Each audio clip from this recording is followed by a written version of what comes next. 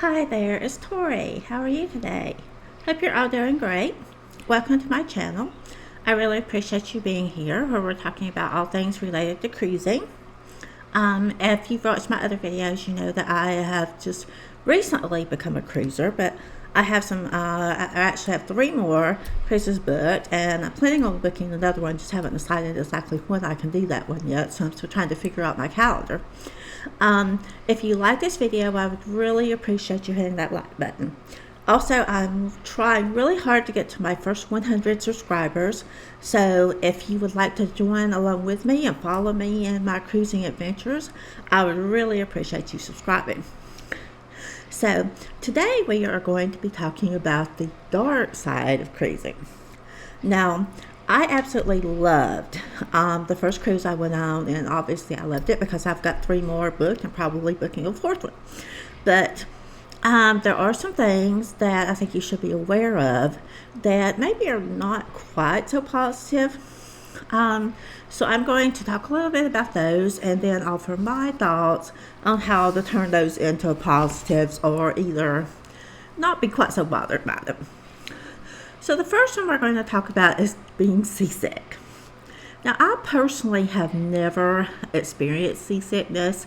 We used to own a pontoon boat, and so I was never sick on the pontoon boat. We have good friends who have both pontoon boats and speedboats. I've never been sick on any of their boats, so I wasn't expecting to get seasick. But some people do, and there's nothing to be ashamed of if you do get seasick. And I personally suggest being prepared just in case you do. Even though I did not expect to get seasick, I went ahead and told my doctor that I was going on a cruise and asked for some medication for the patches to put behind my ear just in case it were to happen. Because I thought, well, just because I've never been seasick before doesn't necessarily mean that if the seas get rocky and there's a lot of movement in the ship, I might get seasick, so I would rather be safe than sorry, so to speak. So I would suggest that if you think you might possibly get seasick, you go ahead and get some medication for that just to be prepared. The second dark side of cruising is related to that, and it's other illnesses. Now, honestly, I started coming down with the flu the day after we got back from our first cruise. Fortunately, I took quick action and I got a doctor's appointment that day. And my doctor went ahead and gave me Theraflu and a steroid pack. So I was able to kind of head that off. But you're on a ship with anywhere from probably 3,000 to 5,000 or 6,000 people. And so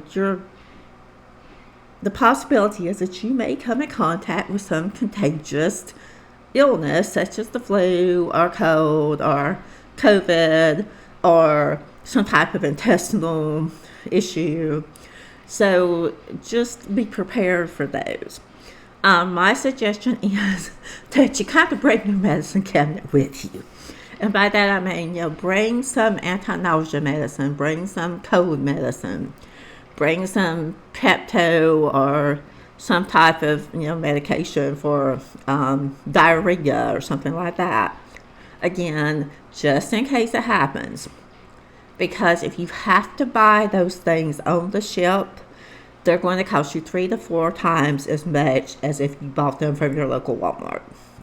So go ahead and pack your little bag of over-the-counter medication just to be safe.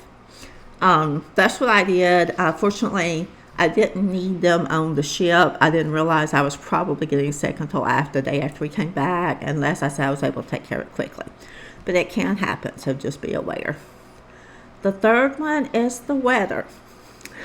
So on the first cruise that we went on, the first 2 days it rained. So of course, nobody can control the weather. It's going to be what it is. You just have to make the best of it. And that's my advice, is just find something to do inside.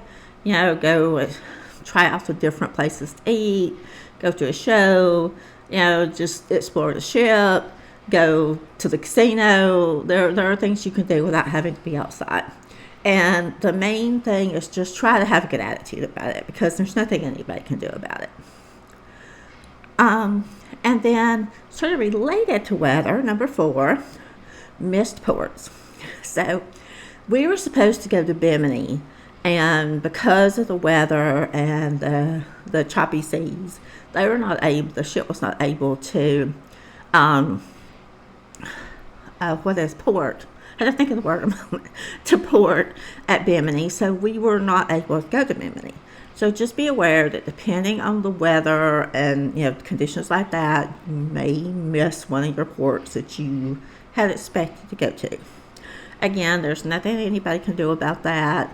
The captain has to keep you safe, and so if the captain feels that it's not safe, you won't be going to that port. They will refund you your port fees, and if you had an excursion planned, they will refund you for your excursion. And again, sort of with the weather, just try to find some things to do on the ship. Go to the pool, go to the hot tub, just go people watch, But the main thing, again, is to have a good attitude about it, because nothing can be done about it. Number 5, various annoying passengers. And just some examples, chair hogs. And by that I mean people who go up early in the morning and they put their belongings on the chairs by the pool, and then they go off and go back to their cabin and go to sleep, or they go do something else, and they come back an hour, 2, 3, 4 hours later and expect their chair to still be there. And so in that meantime, nobody else can use those chairs. So that can be very annoying. Sometimes it can be annoying with the elevators because you're trying to get out and there are a bunch of other people trying to get on, and they don't let you get off before they start trying to rush into the elevator. And then unattended children. I have nothing against children. I think it's great that families take their kids on vacation and on cruises. But if your children, especially if they're young children that are unattended, they can tend to get into things like children do. And so that can be annoying for other passengers. So with these, there's really not a whole lot you can do about them. So, you can report the chair hogs to the ship personnel, and they may have a policy where after a while they go ahead and take their belongings up and free the chairs up. But other than that, there's not a whole lot that you can do about that. So again, my thought is just try to remember you're on vacation. Try to have a positive attitude about being there. The next one, number 6, is old ships and lack of plugs. Now, a lot of the ships, for example, Carnival Glory that we were on in February, it has been in dry dock. It has been refurbished. I don't know if refurbished is the right word that you use when you're refurbishing a ship. But there were some plugs. There were some USB plugs, but they weren't in the most convenient spots. And when I say old ship, the decor is not up to date. It's kind of dated. And you're going to find that on the older ships. And so, that's something to be aware of and just try to plan for. So maybe try to bring an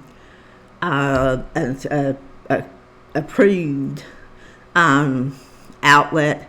Now, you can't bring surge protectors, but there are certain extension outlets that you can bring. You can look those up on Amazon and find out which ones are approved and which ones will be a problem. But that's something else to be aware of and try to be prepared for. Number 7, crowded pools and hot tubs. You have to remember that there are a lot of people on the ship.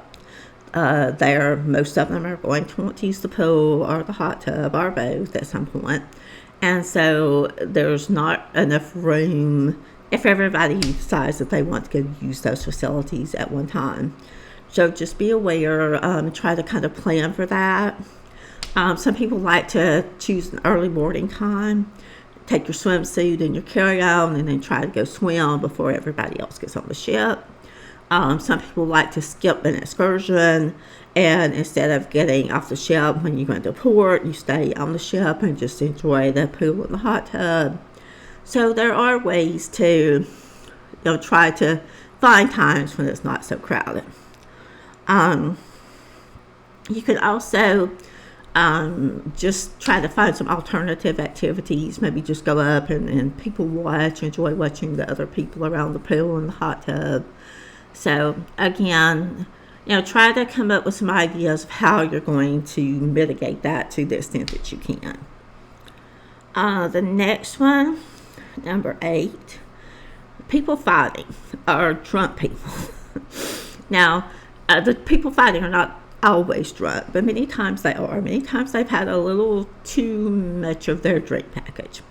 So I did not see this. I have not seen any fights or drunk people lying in the hallway or causing problems, but it can happen.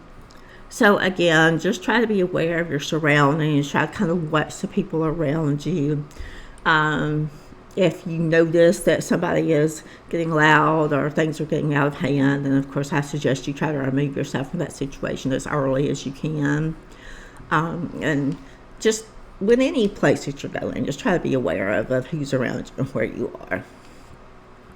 The next one, and I said we were going to talk about the good, the bad, and the downright disgusting.